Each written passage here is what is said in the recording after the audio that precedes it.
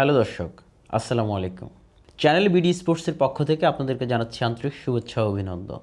Imaging Asia কাপের ফাইনালে আজ মুখোমুখি হয়েছিল পাকিস্তান শাইন্স এবং বাংলাদেশ এ। এই ম্যাচ দেখার পরে আসলে ক্যামেরার সামনে কথা বলাটাও নিজের কাছে খুবই বিব্রতকর এবং খুবই কষ্টদায়ক। এই ম্যাচ দেখার পরে দর্শক, আপনার অনুভূতি কী? আমার অনুভূতিটা খুবই মিশ্র। তীব্র রাগ, অভিমান, ক্ষোভ, ভালো লাগা সবই আছে। ভালো লাগা বাংলাদেশ টিমের খেলার প্রতি না, গুটি কয়েক প্লেয়ারের প্রতি। আজ আরেকটা সুপার ওভারের ম্যাচ দেখলাম। সেমিফাইনালে আমরা দেখেছি ভারতের বিরুদ্ধে বাংলাদেশের একটা সুপার ওভার ম্যাচ। ওই ম্যাচে আসলে যতটুকু না বাংলাদেশের কৃতিত্ব ছিল জেতার, তার থেকে কপালের সহায়তা ছিল বেশি। কারণ ইন্ডিয়া কোনো রানই করতে পারেনি। বাংলাদেশকে 0 রানে টার্গেট দিয়েছিল, ইন্ডিয়ান বলার একটা ওয়াইড দিল, বাংলাদেশ ফাইনাল অ্যাচিভ করে নিল। আজকের ম্যাচে আপনি যদি টোটাল ম্যাচটাকে বিশ্লেষণ করেন, পাকিস্তান শাইন্স শুরুতে ব্যাট করে বাংলাদেশকে টার্গেট দিয়েছে 125 রানের, 6 পয়েন্ট সামথিং আপনার রান রেট প্রত্যেকটা ওভারে। এমন একটা ইজি ম্যাচ। হাবিবুর রহমান সোহান শুরুতে অনেক ভালো ব্যাট করেছে, উনি 17 বলে 26 রান করেছে। জিসান আলম 4 বলে 6 রান। বাংলাদেশ ইনিংসে হাবিবুর রহমান সোহান দুর্দান্ত একটা শুরু এনে দিয়েছে। বাংলাদেশের 3 ওভার 2 বলে 1 উইকেটে রান ছিল 33। দ্রুতই একটা আর্লি উইকেট হারায়, কিন্তু তারপরেও বাংলাদেশ 3 ওভার 2 বলে 33 রান সংগ্রহ করে। এমন যখন সিচুয়েশন, অঙ্কন এসে 5 বলে 0 রান করে আবার অঙ্কন আউট। নিয়মিত বিরতিতে একের পর এক উইকেট গেল। আপনি শুরুতেই যদি পাওয়ার প্লের ভেতরে যদি আপনার যদি 5টা উইকেট যদি চলে যায়, 5টা উইকেট যদি না থাকে, আপনি সেই ম্যাচ কী করে জিতবেন? এই ম্যাচকে আপনি সুপার ওভার পর্যন্ত যে ক্যারি করছেন, এই সুপার ওভার পর্যন্ত ক্যারি করার মতো প্রপার ক্রিকেট বাংলাদেশ কি খেলেছে? আপনাদের কি মনে হয় দর্শক, বাংলাদেশ কি প্রপার ক্রিকেটটা খেলেছে? এত ছোট একটা টার্গেট, এই ছোট টার্গেটকে আমরা বিশাল বিশাল বিশাল বড় করে ফেললাম। আমরা লাস্ট ওভারে যদি আমাদের আব্দুল গফফার সাকলাইন, ও সর্বসাকুল্যে ও ছক্কা মেরেছে 2টা, রিপন মণ্ডল ছক্কা মেরেছে 1টা। এরা ব্যাটসম্যান কত 9 নম্বর 10 নম্বর ব্যাটসম্যান। যে ম্যাচটা খুব ইজিভাবে জেতার কথা ছিল, আমাদের টেল এন্ডে যে ব্যাটসম্যান নামলো আব্দুল গফফার সাকলাইন দুর্দান্ত খেলেছে। ও 2টা 12 বলে 16 রান করেছে, 2টা 6 মেরেছে। যদি রিপন মণ্ডলের কথা বলেন, 9 বলে 11 রান করেছে, ও একটা 6 মেরেছে। ম্যাচটাকে ক্লোজ নিয়ে এসেছে, জিততে পারে নাই। এই ম্যাচে তো জেতারই কথা না, বাংলাদেশের সুপার ওভারে যাওয়ার কথা না এই ম্যাচের। বাংলাদেশ আগেই হেরে যায়, অনেক আগেই হেরে যায়। এই পর্যন্ত গেছে শুধুমাত্র এই 2টা প্লেয়ারের জন্য লাস্টে। আর যদি আমি মিডিল অর্ডারের কথা বলি, দুর্দান্ত খেলেছে রাকিবুল মূলত বাংলাদেশের এই সুপার ওভার পর্যন্ত, এই পর্যন্ত ম্যাচটাকে ক্যারি করার বা এই পর্যন্ত যে ভিতটা তৈরি করে দেওয়ার, এই প্লেয়ারটা তৈরি করে দিয়ে গেছে রাকিবুল যদি এত ভালো না খেলতো, বাংলাদেশ 90 রান করতে পারতো কিনা সন্দেহ ছিল। কারণ যেভাবে আমাদের ধারাবাহিকভাবে ব্যাটিং বিপর্যয়, যেভাবে আমাদেরকে একের পর এক ব্যাটসম্যান আসছে, সাজঘরে ফিরে গেছে, এগুলো দেখতে চোখের জন্য খুবই যন্ত্রণাদায়ক। যখন আমাদের ইয়াসির আলী রাব্বি নামলো, তখন বাংলাদেশের অলরেডি 2টা উইকেট নাই, জিসান আলম নাই, আমাদের মাহিদুল ইসলাম অঙ্কন নাই। ইয়াসির আলী রাব্বি একজন সিনিয়র ব্যাটার, উনি বাংলাদেশ ক্রিকেট টিমে বেশ কিছু ম্যাচ খেলেছে, মাঝে অনেক দিনই অনিয়মিত ওনার পারফরমেন্সের কারণে, ওনার ফর্মের কারণে।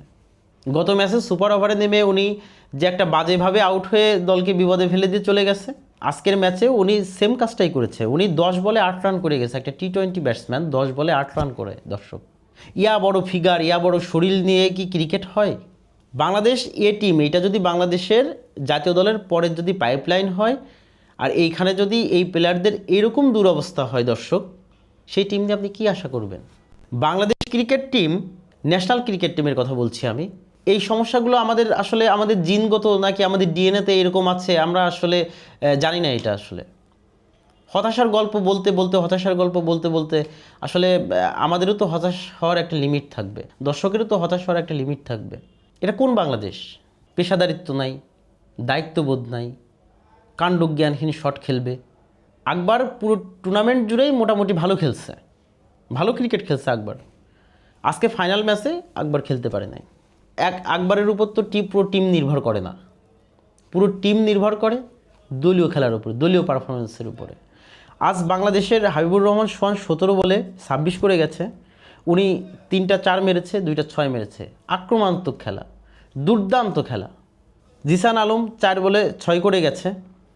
তার কাছে যে প্রত্যাশা, সেই প্রত্যাশা সে কোনোভাবেই মেটাতে পারেনি। সুপার ওভারে পারেনি, তার কাণ্ডজ্ঞানহীন শটে 3টা বল থাকতেই আমরা ম্যাচ থেকে বের হয়ে গেলাম। সেই স্টেট ব্যাটে খেলতো, সে তো ক্রস ব্যাটে তো ওইখানে খেলবে না, ওটা তো ক্রস ব্যাটে খেলার জায়গা না। সেই স্ট্রাইক রোটেট করতো, সোহানকে 2টা বল ফেস করার সুযোগ দিত। রান তো তখন 7 হয়ে গেছে অলরেডি। এক্সট্রা যদি ওই আপনার এক্সট্রা লেগ বাই সহ যদি ওয়াইডটা যদি না হতো, বাংলাদেশের রান আসলে কত হতো? ওই 1 রান, তাই কিনা দর্শক? ইয়াসির আলী রাব্বি, তার কথা তো বললামই। আকবর আলী 10 বলে 2 করে গেছে। ক্যাপ্টেন আকবরের কাছ থেকে আসলে এরকম ইনিংস, ফাইনাল ম্যাচে এরকম ইনিংস আশা করাটা যায় না। মিডল অর্ডারের 2টা ব্যাটসম্যান বাংলাদেশ ইনিংসে আজকে তাদের মোটামুটি ভালো খেলেছে। মেহরব এর কথা এই জন্য বলবো, ও 21 বলে 19 রান করে গেছে, কিন্তু রাকিবুলের সঙ্গে অনেক দুর্দান্ত একটা জুটি করে গেছে। বাংলাদেশকে ম্যাচে রেখেছে, বাংলাদেশকে সুপার ওভার পর্যন্ত পৌঁছায় দেওয়ার জন্য যেটা করার সেটার জন্য মেহরব অনেক দুর্দান্ত করে গেছে। আনফর্চুনেটলি আসলে ক্যাচটা হয়ে গেছে, বলটা আরেকটু ভালো টাইমিং হলে ওটা 6 হতো। আপনি এরপরে আসেন আমাদের মাহফুজুর রহমান রাব্বির কথা বলি। মাহফুজুর রহমান রাব্বি, ইনি বাংলাদেশ সাবেক অনূর্ধ্ব-19 টিমের ক্যাপ্টেন ছিল। আকবররা যেবার বিশ্বকাপ জিতল তার পরের বার ক্যাপ্টেন ছিল রাব্বি। উনি 2 বার অনূর্ধ্ব-19 দলের ক্যাপ্টেন ছিল। আজকের ম্যাচে ওর কোনো ইফেক্ট আছে? প্রপার ব্যাটসম্যানের মতো কি সে কোনো শট খেলেছে? এদের জন্যই আজকে বাংলাদেশ ক্রিকেট টিমের এই অবস্থা। আমি তো রাব্বিকে খুব বেশি ভালো ইনিংস খেলতে দেখিনি। আপনি ঘরোয়া বলেন, আপনি ন্যাশনাল সার্কিটের এইসব জায়গার কথা বলেন, কোথাও তো খুব ভালো ইনিংস নাই। আমরা সম্ভাবনাময় বলে শুধু দলে সুযোগ দিচ্ছি, ও কোন সম্ভাবনাটা দেখিয়ে এসেছে? এইভাবে আসলে হারাটা অনেক দুঃখজনক। সুপার ওভারে একটা ম্যাচের যদি আমরা 6টা বল যদি প্রপারভাবে আমরা যদি ফেস না করতে পারি, আমরা যদি সুপার ওভারে 6টা বল যদি সুন্দরভাবে খেলতে না পারি, আমরা যদি স্কোরবোর্ডে ভালো একটা রান না দিতে পারি, এরকমই হবে। রিপন মণ্ডল দুর্দান্ত 2টা বল করছে সুপার ওভারে, শুরু 2টা বল, আরেকটা বল ফুল টাচ হয়ে গেছে, 4 হয়ে গেছে, এটা হতেই পারে। কিন্তু আমার রান যদি 11 থাকতো, 12 থাকতো, আমি যদি ওই 3টা বলকে যদি ফেস করতে পারতাম, এই ম্যাচ কি পাকিস্তান জিততে পারতো? হ্যাঁ, হয়তো বা জিততে পারতো, কিন্তু জিততে গেলেও পাকিস্তানের এত সহজে জিততে পারতো না। একটা 4 মেরেই উদযাপন করতে পারতো না পাকিস্তান কখনোই। বাংলাদেশ ক্রিকেটে আসলে আমাদের এগুলো মানসিকতার সমস্যা না কোন সমস্যা, এগুলো তো খুঁজে বের করার দরকার। বাংলাদেশ ক্রিকেটে আমি যতদূর জানি, আমাদের ক্রিকেটারদের কাউন্সেলিং করার জন্য মনোবিদ পর্যন্ত রাখা হয়েছে কয়েকবার। আমরা কি গেমের সিনারিও বুঝি না? আমরা কি ম্যাচের সিনারিও বুঝি না? যে একটা ম্যাচকে কীভাবে ক্যারি করতে হয়, একটা লো স্কোরিং ম্যাচকে কীভাবে সিঙ্গেল নিয়ে, কীভাবে লুজ বল বাজে বল পেলে শট নিয়ে উইকেট হাতে রেখে কীভাবে আক্রমণ করতে হয়, এগুলো কি আমরা জানি না? 9ম উইকেটে আপনার জুটি করে, সেই জুটিতে আপনি সুপার ওভারে যান, সুপার ওভারে গিয়ে আবার ম্যাচ হারেন, আপনি কি ভালো পারফরমেন্স দেখিয়েছেন? বাংলাদেশ টিমের প্লেয়ারদের কাছে আমার এই প্রশ্নটা রেখে গেলাম। আজ পাকিস্তানের সাইডে ওরা দুর্দান্ত বল করেছে, ওদের বলাররা। আমি যদি বলি এখানে মুকিমের কথা বলি, মুকিম খুবই ভালো লেগ স্পিন করেছে। দুসরাতে ওর দুসরাগুলো খুবই ভালো ছিল।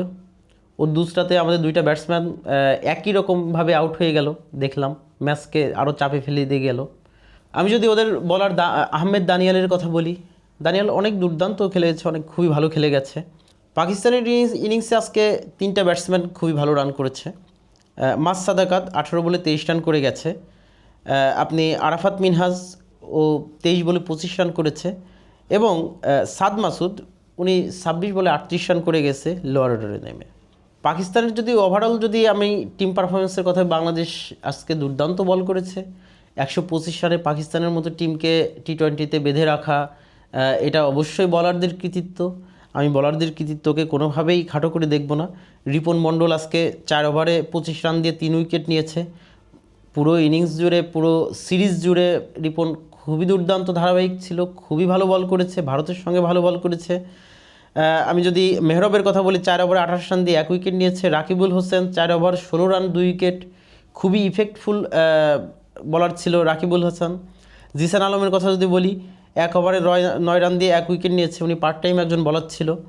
আমরা যদি আব্দুল গফফার সাকলাইনের কথা বলি, 4 ওভারে 27 রানে 1 উইকেট। এখানে মাহফুজুর রহমান রাব্বি 3 ওভারে 17 রান দিয়ে 0 উইকেট নিয়েছে। বোলারদের পারফরমেন্স নিয়ে আমার কোনো কথা নেই, পুরো ম্যাচে রাখা বা এই যে সুপার ওভার বলেন আপনি মানে জেতার মতো যে ম্যাচ সিনারিওর কথা বলেন, সব কিছু বোলারদের কল্যাণেই হয়েছে। কিন্তু ব্যাটিং ক্লাবস, এই ব্যাটিং ক্লাবস থেকে বাংলাদেশ আসলে কবে বের হবে? বাংলাদেশ এর আগে কখনোই ইমাজিং এশিয়া কাপের ফাইনাল জেতেনি, ট্রফি জেতেনি। পাকিস্তান গতবারের আগেও পরপর দুইবার জিতেছে, ভারত জিতেছে, শ্রীলঙ্কা জিতেছে, আপনি অন্য টিম জিতেছে, আফগানিস্তান পর্যন্ত জিতেছে। আমাদের অবস্থান কোথায়? বাংলাদেশ ক্রিকেটের অবস্থান কোথায়? এভাবে আর কতদিন? আমাদের সমস্যাটা কোথায়? এই সমস্যাটা বের করতে হবে। আমরা game awareness, match scenario, match কি ডিজার্ভ করে আসলে এগুলো হয়তো বা আমরা জানি না। এগুলো আমাদের জানা খুবই প্রয়োজন। দর্শক হিসাবে আমরা খেলা দেখতে বসি, 18 কোটি মানুষ খেলা দেখতে বসে একটা প্রত্যাশা নিয়ে, একটা আশা নিয়ে। আমরা হেরে যেতে পারি, খেলায় হার জিত থাকবেই, হেরে যেতে পারি, কিন্তু তাই বলে এইভাবে প্রায় ম্যাচগুলোতেই এইভাবে হার। দর্শক, এই খেলা দেখে আমি খুবই হতাশ। এই খেলা দেখে মানে প্রচণ্ডভাবে হতাশ। আপনারা আমার কথা শুনেই বুঝছেন। আপনাদের মন্তব্য কী? চ্যানেল বিডি স্পোর্টস আপনাদের মন্তব্য জানতে চাই, শুনতে চাই। কমেন্টস বক্সে আপনাদের মন্তব্য জানিয়ে যাবেন। দেখা হচ্ছে অন্য কোনো ভিডিওতে। সেই পর্যন্ত আসসালামু আলাইকুম।